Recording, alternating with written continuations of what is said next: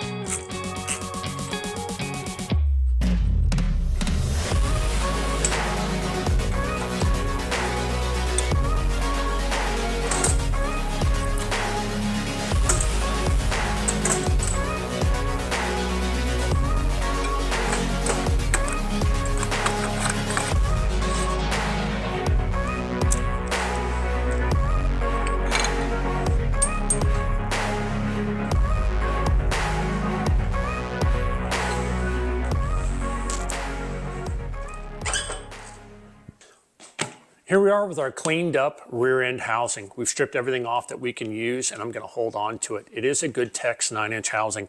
It's got positive 1.5 on the left and negative 1.5 on the right. It's a great intermediate housing. I'm going to hold on to it for a racing project that I'm probably going to work on later this year. I'll tell you about that when and if I get to it. But it is original to this car, and we're going to stick it in the storage. It did have good NTN hubs on it, and it had brand new drive plates on it. The rotors and brake calipers are too small. They're intermediates, and the rotors were only 1 inch wide, so all of that stuff's going to go away. I'm going to put a road course brake package on it. But the hubs and drive plates need to go on the other housing so I can put my gauge on the front and measure axle width on each side so we can get started with that. So let me put this away. We'll put the road course housing on here, and we'll get started with the build of that.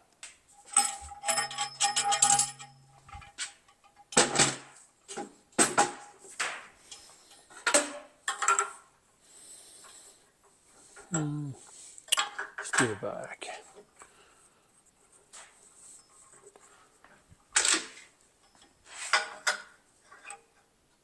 Well, guys, our next task is to get these hubs, drive plates, and everything on our rear end so that we can get the axles and the gear put in it. These are NTN hubs. Originally, I thought the rear end housing had Timken Race Packs, but it didn't. It had these NTNs. I completely disassembled them, replaced 2 of the bearings that were in them. I didn't like the backlash. I checked the bearing spacer, repacked everything with grease, put a new seal on it, and we're going to reuse the axle studs. Everything's good to go with these. Over here, where are they? Right here. Here we have our locking nut.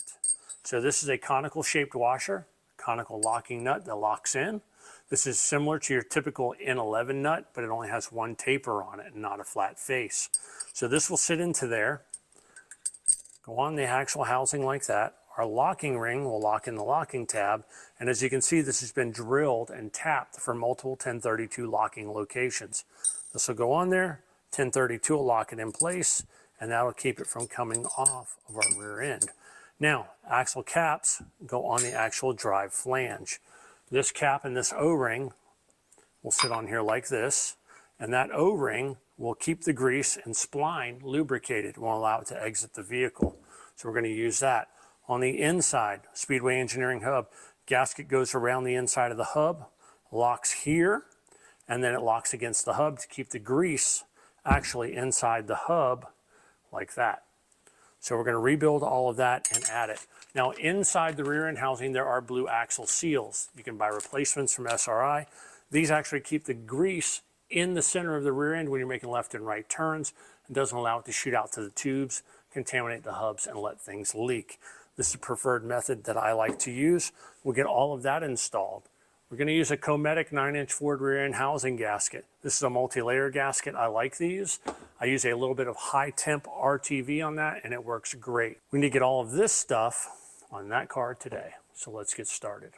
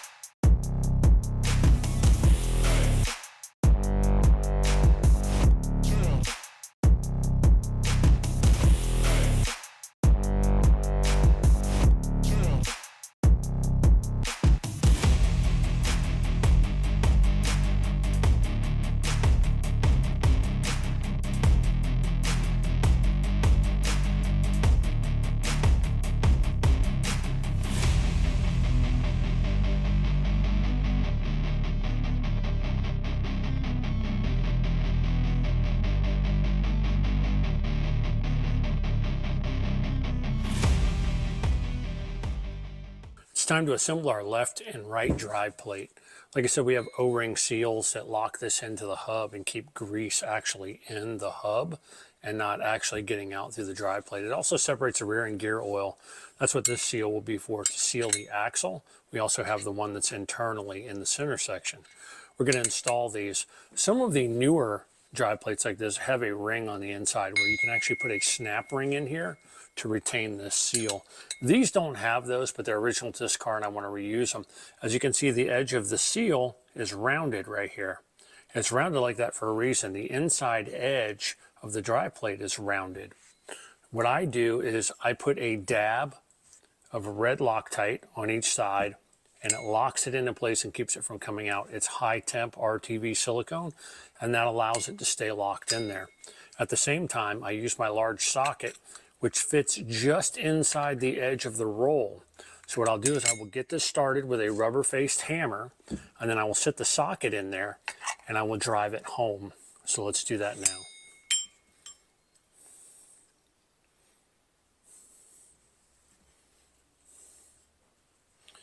Just a small dab, you don't need a ton. And that's seated all the way around. I can see inside where the rubber meets that the seal is completely seated. Next thing we're going to do now is we're going to put our O-rings on it. We're going to use these 1/4 28s. We're going to seal these drive plates to the rear axle housing.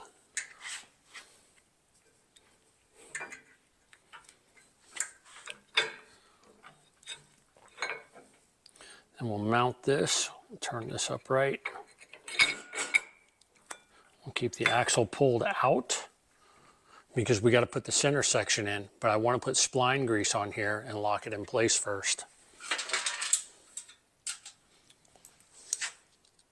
So we're only going to put 2 nuts in here.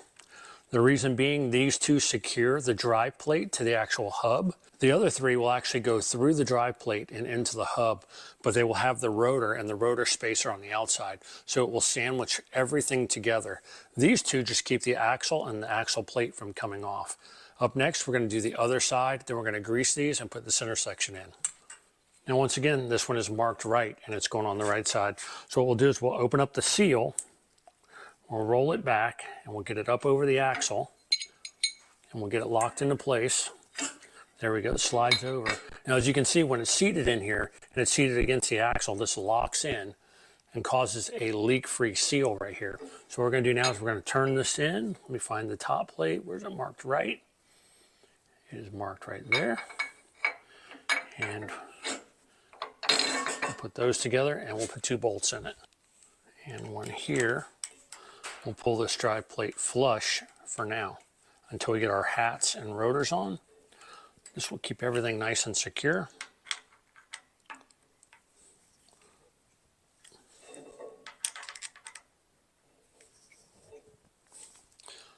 And has the entire thing pulled flush all the way around. Up next, let's put some grease on here and then we'll get the center section in. Take our Canadian squirt gun, inject some grease in here. Get it in all of the teeth.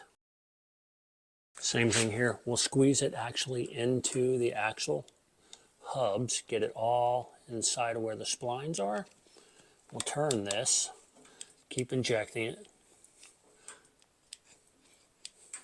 It moves all the way around. Up next in our build, we're installing a Tex Racing Nodular Ford 9-inch center section. Now this has a 380 standard weight ring gear in it. I went with the 380 because I want more gear option for the longer tracks. I hope to run this car at VIR, the Roval, and a few other places. Typically at Kershaw, I run a 410, 422, somewhere in there. And that keeps the RPM in the right range for that shorter track to shift. With this car, I want to try and leg it out on some of the bigger tracks, so I went with the 380. Now this was rebuilt by a good friend named Mr. Bog Park. If that name sounds familiar, Steve Park's father. He's a great guy. So for this build, we're using a Tex ring gear, a Tex nodular 9-inch center section, a Tex support, a Tex yoke, a Tex set of straps, Tex Racing rear end housing, Tex Racing drive shaft, and a Tex Racing transmission.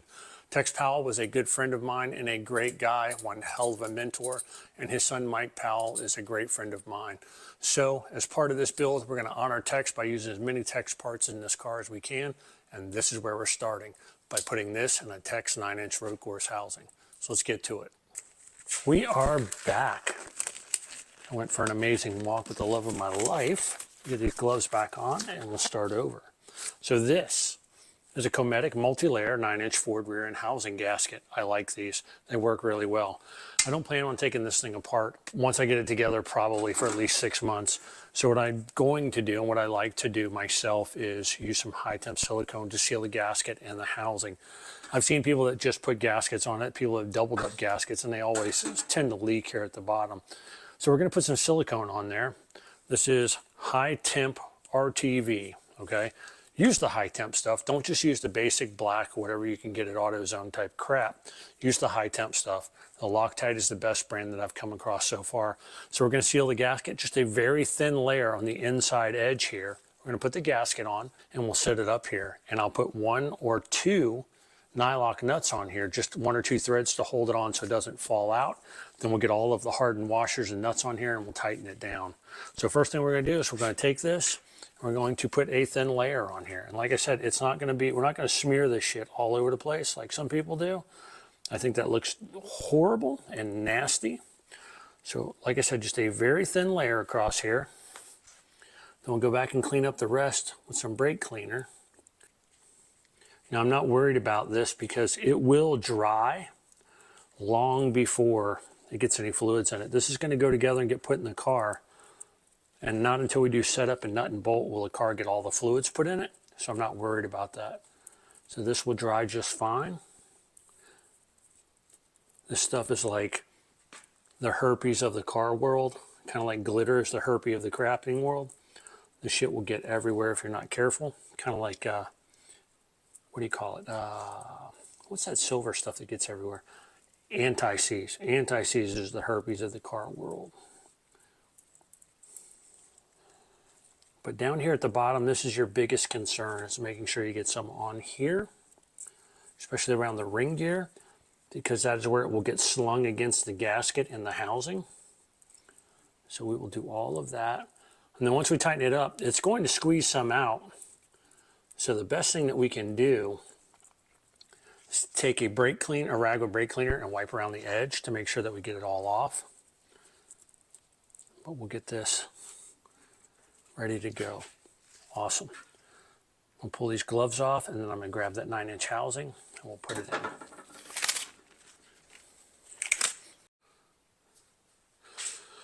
Now, before we bolt this into the car, I want to show you what this is. This is our 9-inch nodular housing. That's the case itself.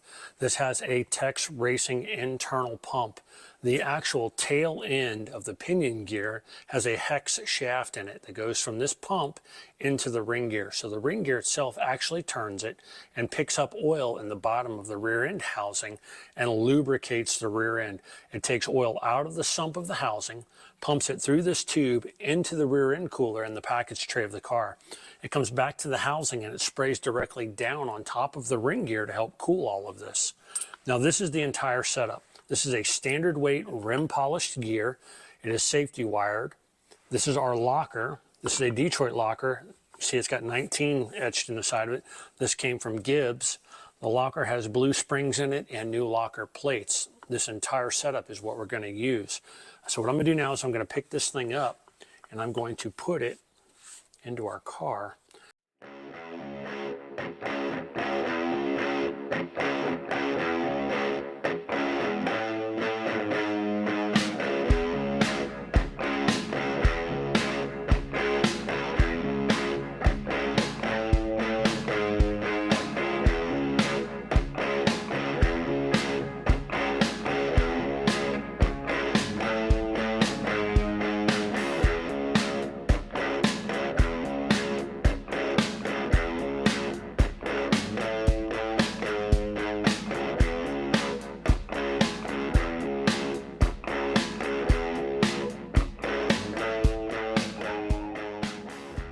Up next, we're going to get these axles in, we're going to get the axle caps on, and I'm going to go eat red beans and rice. So we'll slide them in, twist the locker, we'll get the teeth lined up right about, we're in the locker, and there we go. It may take a little bit of force, there we go, that one's in. We'll wipe the grease in here.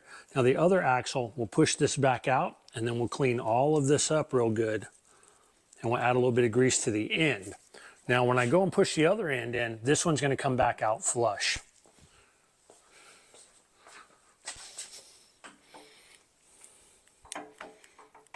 Locked in there. There we go. Nice and flush.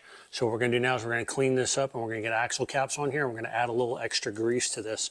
You want it to be about 1/8 of an inch from the end of the drive plate to the end of the axle. So this is going to move in some. Let's get some rags and clean this up. We'll add a little extra grease and we'll put the axle cap on. You can see a bevel, a small lip right here. You typically want your axle to stop right where that small bevel starts, and it gives you about 1/8 of an inch of clearance on the end of the axle. So what we're going to do is we're going to add a small amount of grease to this. We're cleaning all this off of the drive plate. Get it off of the lugs. As you can see, it's locked into place. And then we're going to put our drive plate on here. So let me get my Canadian squirt gun and we'll squeeze some grease in there and we'll put our axle cap on. Now, a lot of you are wondering, well, if it's an interference fit and it's a gear, how is that able to move?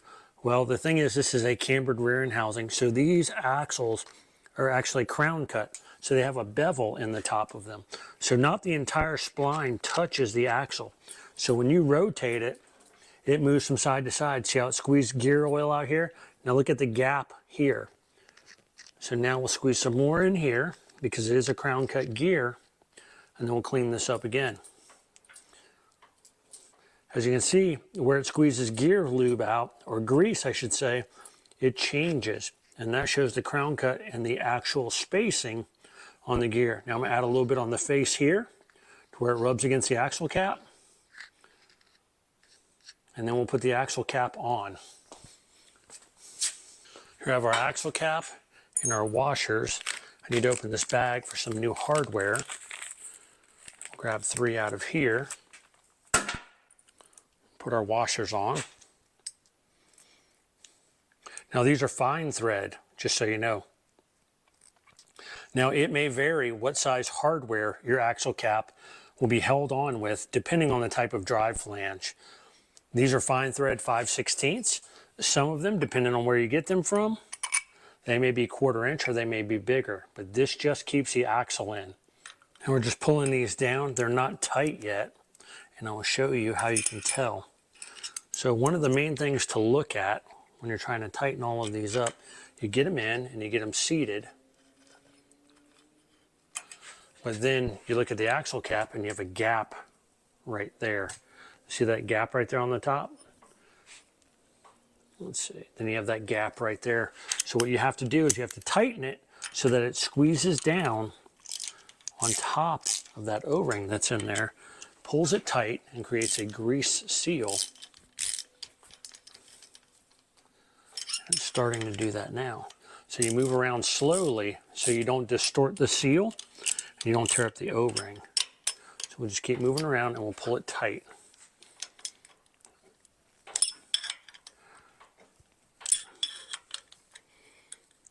Here's the assembled hub. Let's do the other side. Now we got all this excess off of here. We will rotate it and we'll squeeze grease down inside the splines. So let's do that first. Squeeze some more in. Rotate it some more. It's opening up again. And that's all because this is a cambered housing. And it has negative camber on both sides. That's why we use a crown cut axle. I can't reiterate that enough. I've seen people that have tried to put straight cut axles in here and beat them with a hammer and they couldn't get them out. They wondered what was wrong. Well, that was the exact problem. As you can see here, that O-ring seals against that flange right there and keeps the grease inside of the housing. So we'll get these started and then I'm gonna go eat red beans and rice. Welcome back, guys. It's the first day of March and we need to get the rear brakes on our rear end housing. We're going to reuse the rear hats. These are Alcon Raybestos. A lot of people don't know that the Raybestos products for a stock car are actually made by Alcon. These are good used Alcon rotors. The ones that were on our car were only 7/8 of an inch thick. I thought they were 1, but they were not when I checked the part number. These are 1.25 inches and they are used, 1 race old. We're trying to stick with the budget friendly theme here. I took these, cleaned them up with some Scotch-Brite and they're ready to go. Where I did not scrimp is I bought new brake bobbins and I bought new hardware. So this is the brake bobbin. It's a 2-piece deal. It floats. This is a T-shaped brake bobbin, locks into our brake hat like that, and it allows them to float independently. The reason being, if this was a 1-piece deal like a passenger car would use, the heat contraction, it would expand and contraction would cause the rotor to explode. Now that still happens in stock cars today, and you'll see it. A piece comes through the hood, a piece tears a car up. These allow them to float independently because this is aluminum and that is steel, and they contract at different rates. Now I do have new hardened washers to go on the back and jet nuts. Now the jet nuts are a mechanical crimp. They go on to this actual bolt. Now this is a 1/4 28 fine thread. This will bolt through to the back of the actual rotor, just like that, okay? But we're also going to use Loctite as recommended by the manufacturer. I didn't survive 2 wars to die because a little bitty 1/4 28 bolt broke or the nut came off of it. I'm just not having that. I'm big on safety as it is, and that's where we're going. So what we're gonna do now is we're going to get these set up, we're gonna bolt them together, and we're gonna get them secured to our rear end housing. Then I'm gonna go over to the parts building, I'm gonna grab some AP calipers, front and rear, that are gonna go on this car, and we're gonna bring them over. I'm gonna set them up on the table, I'm gonna bolt the rears on. Now I've gone through the process of actually setting up brake rotors on a rear end housing before. Setting the rotor up, getting it bolted and secured, mounting the caliper and making sure it's centered so that one pad doesn't drag or grab more than the other. I'm gonna leave a link to that video in this description. I went through all of that when I built the rear end housing for the Supra. I'm not gonna waste a bunch of your time doing it again. If you guys wanna see it, click on the link below and you'll see it in the other video. So I'm gonna go ahead and bolt these together and let's get them on this housing. Now the way I was explaining this with the bobbin, it sits here in our hat. And as you can see the marks on this hat, it slides in here and it will move back and forth because the rotor will expand and contract some. Now they say these get torqued into place and you use that, so we're gonna go through the entire procedure, but I'm just gonna bolt these together, get them done, torque them. Here's our brake bobbin. We're gonna bolt it to the rotor. We're gonna get the first one started and we'll add our hardened washer on the back and we'll add our jet nut. I'm not gonna tighten any of this further than the initial thread on the screw. You can't go any further anyway because it's got a crimp on the end. So we'll take that, we'll stand it up, we'll lock our rotor in, slide it down, and then we'll put the top one on, and that's going to center the rotor. Now that's all 12 brake bobbins in place. They're not torqued yet. This shows you how it floats, the actual hat and the rotor float separately because they expand at different rates.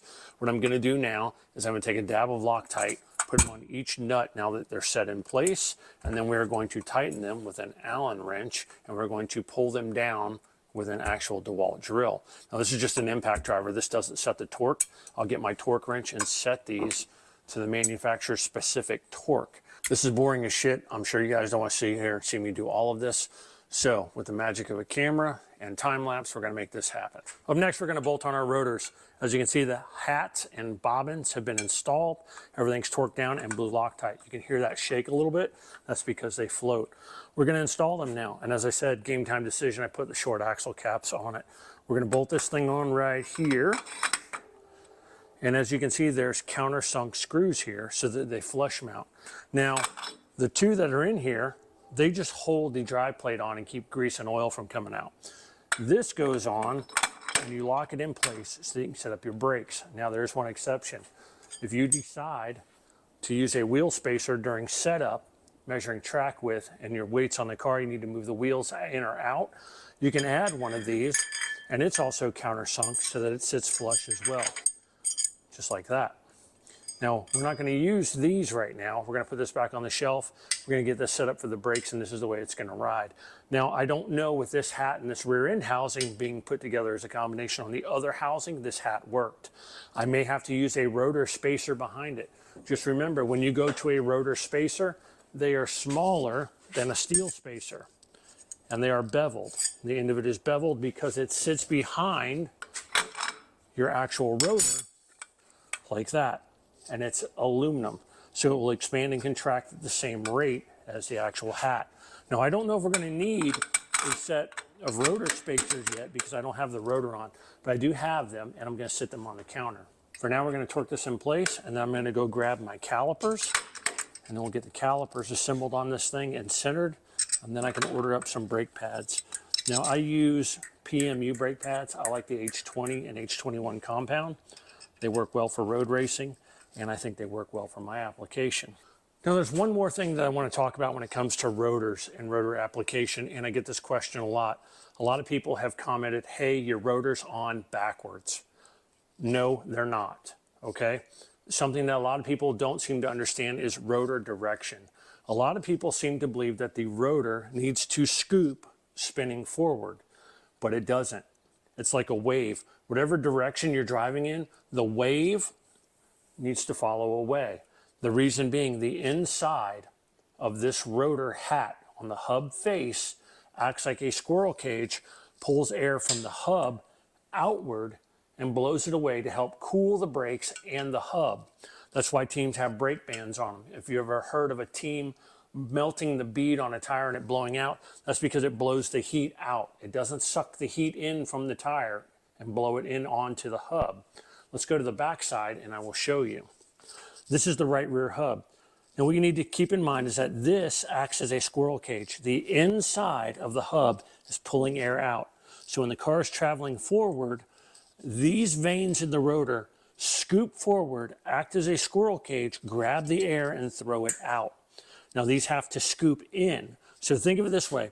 If your wheel is turning forward, these need to be grabbing air and pulling it out. On the outside, the vane will be throwing air away from the tire and not scooping it in and pulling it towards the hub. That's one of the things that people commonly make mistakes about and like to comment about, but in reality, I don't think that they fully understand it. So here we are. Here's our completed rear end housing. AP calipers, AP caliper mounts. There's no pads in it right now. I've got them on order. But these are APs. They came from a friend of mine at a race team who will just leave anonymous. Let's just say they had a brake deal. They weren't happy with the brake systems that they got. They kept failing. They went out and bought some APs on their own, machined the logo off, and they ran them. And before you know it, they dumped the other company and started buying and paying for APs themselves, and they won a championship with it. So we'll leave it at that. But these are going on this car. They've got 1 1/4 leading pistons, 1 1/8 trailing pistons. I've rebuilt these with new seals myself. They have been centered. I'll leave a description in the video. I did that in the video for the Supra. I'm not going to waste your time and go through it again, but these are centered so one pad doesn't drag, and the mounts are torqued in place with ARP hardware. Now, up next, we're going to build our truck arms. I've got good monoballs for those. We cleaned up the spacers. I painted the entire trailing arm with steel and put new spring cups on it. I've got good jack bolts, new spring cups to go in the car. I've got new track bar hardware as well, and we're going to get all of that bolted together now. I'll take you over to the bench and show you what that stuff looks like. Well, my friends, here we are at the trusty workbench. These are the old upper spring cups that came in the car. As you can see, they're dirty, nasty, pretty beat up. They're from Victory Performance. That's a company out of Duncan, South Carolina. They've made a ton of parts for different people. You can find these that say VPP, Victory Performance Parts, with an Evernham logo next to a DEI logo, a bunch of different stuff. I got new cups. These are the original jack bolts. We're going to reuse these. As you can see, I've completely cleaned them, and they're assembled with a washer in between the aluminum and the steel of the jack bolt and some high pressure lube. If you put this together and you start running this down without any lube, you are going to break your arm trying to turn the thing. Same goes for having aluminum directly on the steel jack bolt. You need to have a sacrificial washer in there with some lube so that it spins. You have to remember, this is a non-ferrous metal and this is a ferrous metal, which means they will drag together. The bottom is held together with a clip so that the spring cup doesn't fall out. That's safety wired on there, and there's a washer on the bottom too. So we're going to use those for the upper. As for the actual truck arm itself, you can see there's a new lower cup here. We've got a set of road course springs. This is a left rear, 302 pounds, sits right on top of there. And the spring cup goes in the top. Pretty simple. That's how these work. These have been painted with Steel-It. Here are the snap rings that hold the monoball housing in, the grub screws. Here are the monoballs and the truck arm spacers. We've got to assemble all that. I did have to turn down some nuts on the lathe that I got from my buddy Will Cronkite for the shocks to make that work. And there's a mechanical locking nut that's going to lock the shock stud into the truck arm. Let's take a moment here and look at our track bar mount. Now this is the one that came out of the car, and as you can see, it's pretty nasty, pretty dirty, pretty raggedy. It is made by Victory Performance Parts. It's not a bad piece. Like I said, Victory made tons of mounts and tons of products for people, from control arms, truck arm spacers, motor mounts, you name it, they made it. This came from them, and so did that block. Now we're going to replace these because these are beat to hell. As you can see here, this one's been machined on the corner. There's a reason for that. These two grooves ride in a track and the track bar locator. If you take a brand new Victory track bar mount locator and you flip it over, you will see right there it doesn't sit flush. It goes square on the end. If you look at them, you'll see that one's machined, so there's two grooves. If you look at this one, you will see the groove here, but you'll see it's not machined here to allow that groove to pass through the top of it. So what I did was I took one, a Hopkins, stopped by my buddy Ron's place. He let me use his Bridgeport, milled a 45 at the top, milled it flat at the bottom. We have both grooves that work perfectly. We're going to reuse that. And here you will see I've got a brand new block that mounts to the front of the mount and sandwiches in our actual Heim joint for the track bar. Brand new track bar adjuster nut. This one came from Gibbs. What did they say it cost? 29 bucks. Track bar, 11.5 inch. I bought like 8 of these from them. They were not going to use them anymore. They went to a different design where it actually encompasses the entire tube instead of a track bar locator. As you can see here, this is a lightweight mount. Now, I didn't use this one for a couple of reasons. One, we're building a track day car. We're going to beat the snot out of it. I'm not trying to beat Jimmy Johnson 0.2 of a second for the pole or anything. But as you can see, the back of it is not machined either, and it's much lighter than the standard weight mount. There are other mounts like this one where it has the actual 2 locating tabs on the end, like this one would have, but there's none here. That's because this slips into the track bar locator, those lock in place, and your main track bar bolt and the Heim joint go through here, and it locks it in place and you can adjust the top. The actual end of it is a lot bigger, and I don't have the reducer bushing that goes in from the bottom and locks it into place. I need to make one, but for this job, I'm not going to do it. We're just going to go with the old school stuff. So that's that. The next project we're going to do is we're going to put those monoballs in the ends of those truck arms, and we're going to get those underneath the car. So we're going to get our monoballs into the monoball housings. These are kind of a press fit. They are a bit of a pain in the ass to get in there. And like I said, they are a little bit of an interference fit. And then they have a ring, a groove cut into them to put a snap lock ring into. So what we're going to do is we're going to take this ring, we'll lock it into place. These are snap ring pliers. And that's locked into place. Now I've already lubricated these some with some moly graphite on the inside. I'm not going to pull them apart to show you how it's done. You just spin it 90 degrees, put some lube in there, spin them back and wipe off the excess. And it works really well.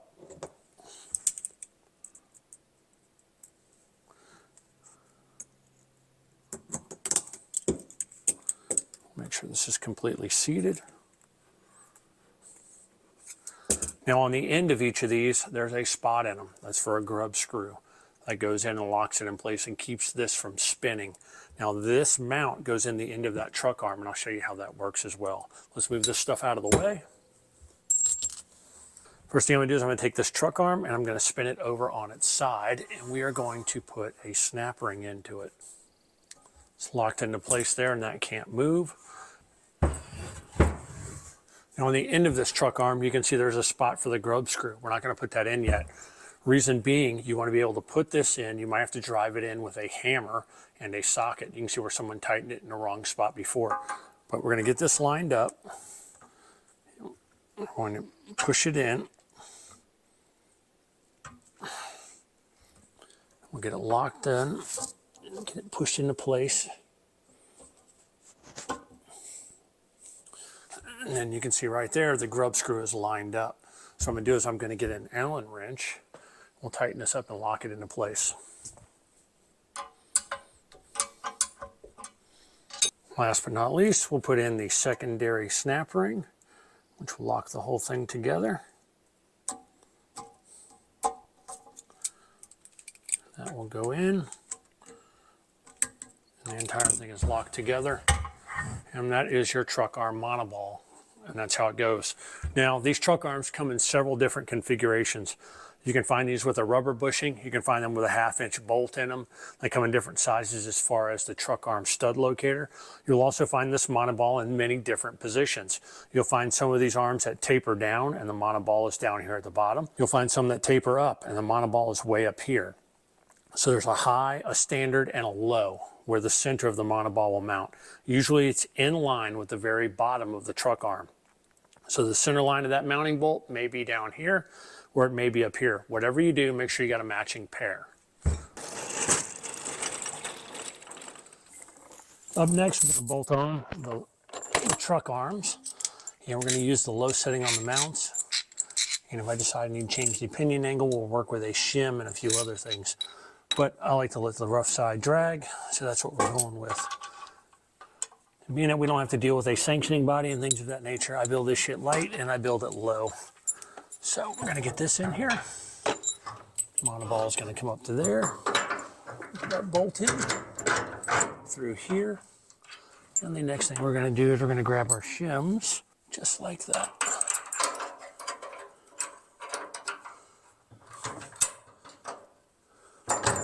Shim drops in there. There we go. Throw a washer on, and then we'll get the nut on.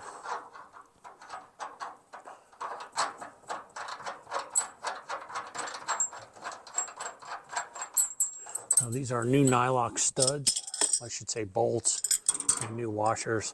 And what I'm not going to do is I'm just going to tighten these up enough to snug them against the spacers. We'll just tighten these up a few turns, just enough to hold the actual slug in the rear end housing mount.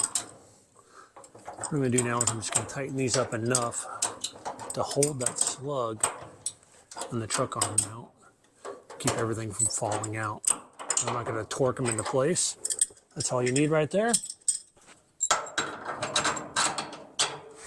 There we go.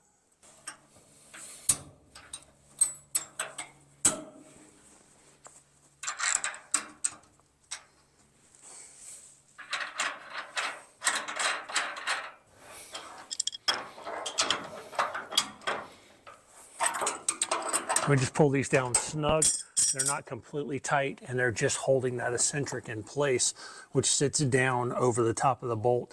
Now this can't come out unless this bolt head completely comes off, because this will have to go up and hit the frame before it can come out. Now if you look at this, you'll see the nut is facing the outside. The reason being, if this nut ever fell off, this bolt cannot exit through the middle of the car because the hard tunnel comes down and this bolt will hit against the hard tunnel before it's able to come out of the car.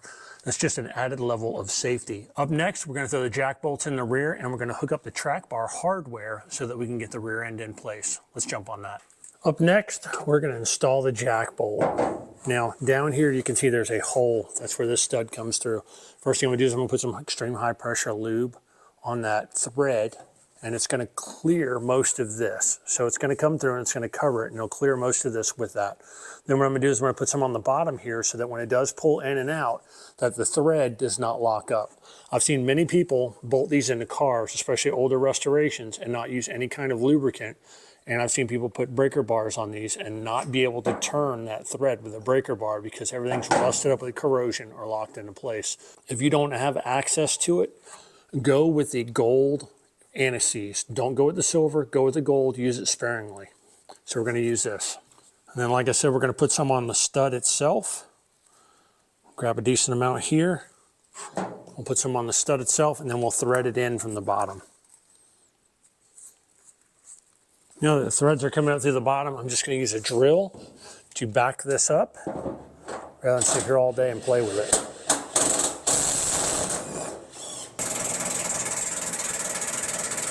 Wipe the top of this down real good because our jack bolt extension's got to go in there. And this will probably go halfway back down into the hole. Let me go ahead and get the other side done.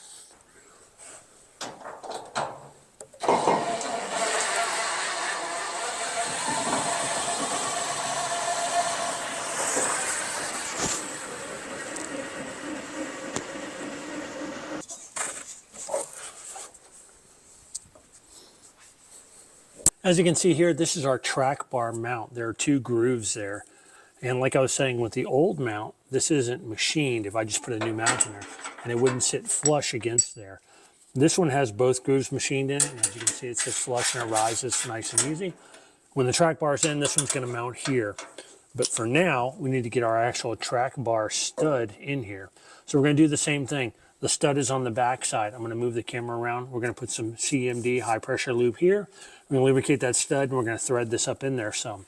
Now the car doesn't have the rear end housing in it. It's not sitting on ride height blocks, tires aren't on it. So I can't adjust this at all. I'm going to put it somewhere in the middle and let it ride until we get wheels and weight of the car on it.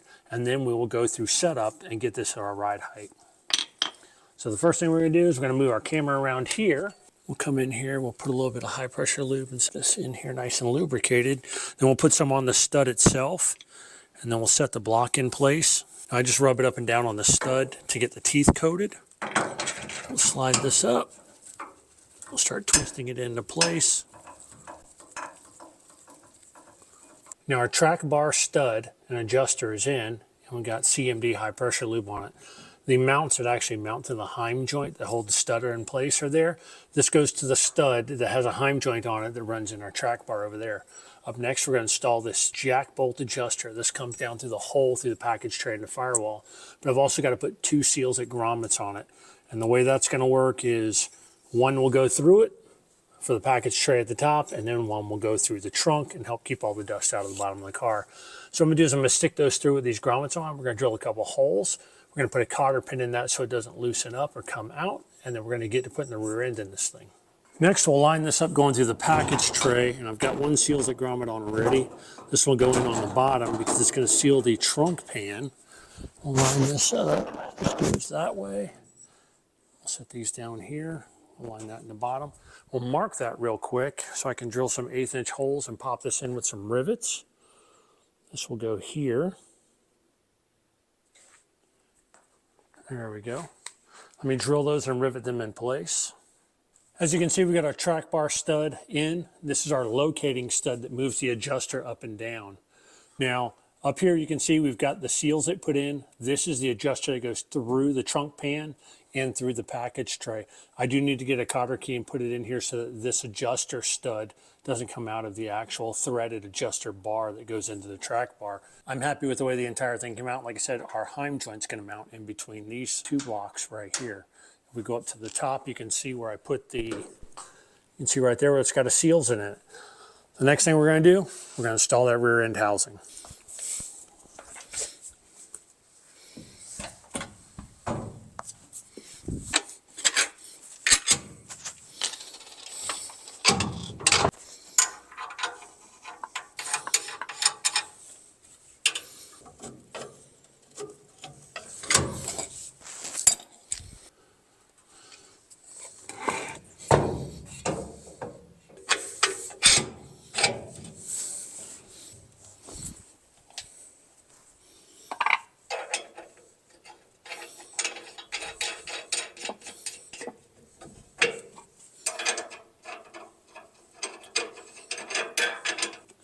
I'm really happy with that for now. Let's get that cart out from underneath it. We'll throw some springs on it and raise it up so we can work on the track bar and then start tightening everything up. I'm leaving everything loose right now because nothing is in position. It's kind of like the old theory of if you start tightening one bolt before you get them all in, then you'll never get the last bolt in because everything's out of alignment. Same thing goes for the rear suspension. These, I will snug them up, but they will not get torqued until the car's sitting on ride height blocks. We check the pinion angle, drive shaft angle, engine angle, wheelbase. Make sure the rear axle is actually centered in the rear of the car and the wheelbase is centered off the truck arm mounts of the car. So none of that's going to happen. But for now, we'll throw springs on it, we'll raise it up, we'll throw the chains on it so that it can hang here under its own weight, and then we'll work on the track bar, and then we'll snug these up. So let's do that now. Let's raise it up and see what it does. It's probably going to be heavy on one side more than the other. We'll get the chains hooked up.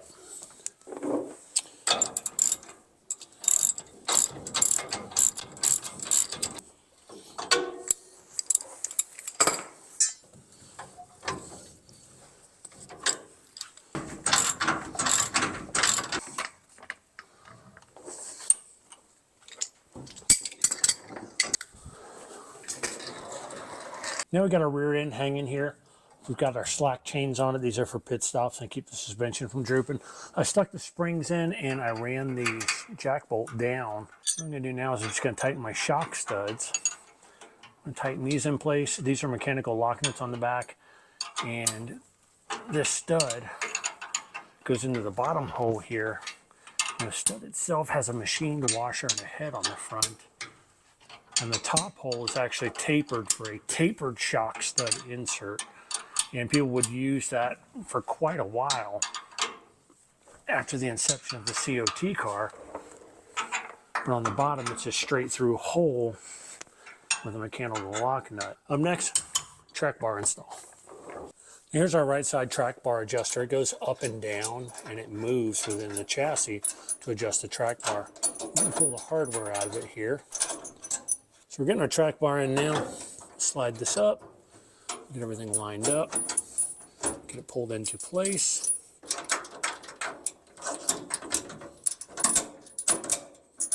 Well guys, let's talk about the non-adjustable side of this deal. And when I say non-adjustable, it's not adjustable on the fly. You can work on it and adjust it during setup. I like to keep the rear track bar in a road course car between 9 and 10 inches level, depending on the cross weight and the weight of the car. Now, these spacers I was telling you about that help keep the track bar parallel to the rear end, which means push it in or out. They come in several different sizes. This is a 1 inch and this is an 1.5 inches. We're going to go with the 1.5 inches. The rear bolt that we're going to use to hold the track bar in place is an NAS bolt. This washer that's on here is actually a conical washer that allows for misalignment and this actual heim joint on the back. So we're going to take that, we'll stick our spacer on here, and we're going to sit it at about the middle of our rear end housing for now. This is not where it's going to land or stay permanently. On the back side of it, you can see this groove in it right here. Well, this is our locking plate that goes into it.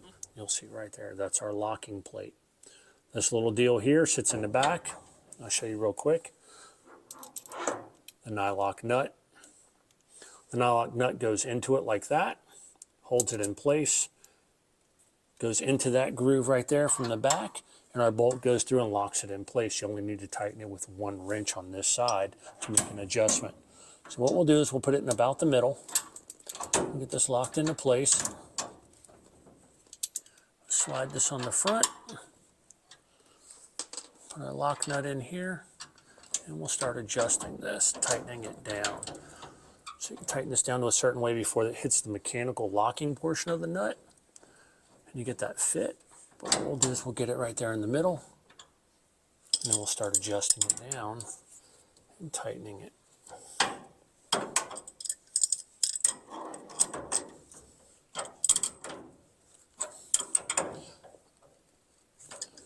And for now, I'm just eyeballing that. It's pretty parallel with the rear end of the car, and it's pretty level. There's no weight on it. There's no wheels on the car or anything right now, but that completes the rear end installation of our car. I'll walk around real quick and I'll show you everything that we've done, and then we're gonna wrap up this video. As we wrap this up, I wanna give you guys a quick look at the progress we made today. Rear end housing's been swapped out. We've got our calipers on it. We reused the hats, we reused the hubs, we reused the dry plates. I had some good short brand new Hutch BSR axle caps. We use those. Road course springs are in it. Reconditioned the truck arms. Bob Park rear end with a 380 gear, and our entire track bar setup is in, as I said. We'll go around the other side and I'll let you take a look at everything. Here on the driver's side, you can see our progress today. Track bar's in. And like I said, we try and get it to run as parallel to the rear end housing as we can. Our housing's in, dry sump tank is in and plumbed, road course spring, 380 gear in our center section is in, and this thing's ready to go. Up next, we're going to start working on the front suspension of this thing. Well, my friends, here we are back at the trusty whiteboard. Here's a quick breakdown of most of the parts for the rear end and the suspension of our car. There's a lot of stuff on here. The stuff with the blue stars are stuff that I had. I had to buy springs, I had to buy bobbins. The gear is a mismatch. I had the gear, but it had a 320 in it, and I had Bob put a 380 in it. So I paid for a gear, and I paid for the labor to get that swapped. The caps for the axles I had, rear end housing, I bought it in an auction a couple years ago. It still had the tape and the sticker on it, where I paid 74 bucks for it. Track bar hardware, I had that stuff. That's about the price you would pay. And a lot of this stuff is pretty similar. Calipers, now I have all 4 calipers. I bought them as a set.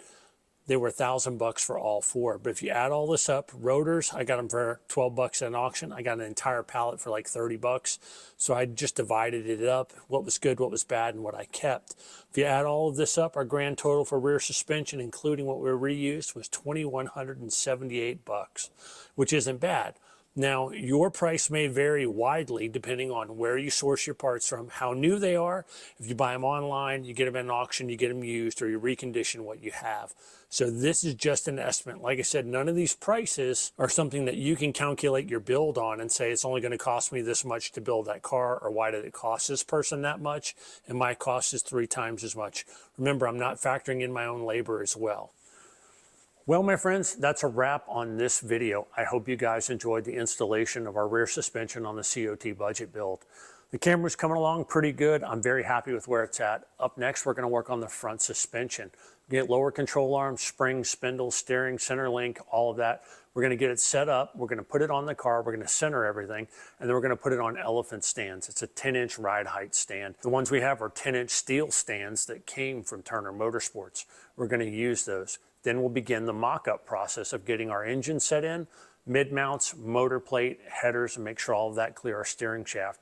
We do have to fix a hole in the firewall where the steering shaft's been moved a few times. We'll flange that, make a new plate, and mount the bearing there as well. That's coming down the road. Before that, I do have a couple track days. The racing season has started. The NASCAR season has started, and business has picked up and things are ramping up. And so I'm getting busy. I also got jury duty today. Man, that sucked. I got jury duty again, got to deal with that. So I want to say before we go, I appreciate it. Every single one of you that has liked, subscribed, and commented on these videos, you're awesome. I appreciate it, and you're what keep it ad free. And we're going to keep it that way. The ads you do see are ones that YouTube puts in, regardless of who the content creator is. I greatly appreciate it. The only other forms of social media that I do use are Facebook and Instagram. I don't use whatever they're calling Twitter now, and I've never used TikTok either. So if you want to message me through either one of those, or you can message me through my email. We'll keep it anonymous if you want to. Just say you want to stay anonymous, and we will. We're going to do a Q&A soon, so keep your eye out for that, and we'll move on from there. Once again, thank you. Like, subscribe, and comment, and let me know what you guys think. I'll see you again soon.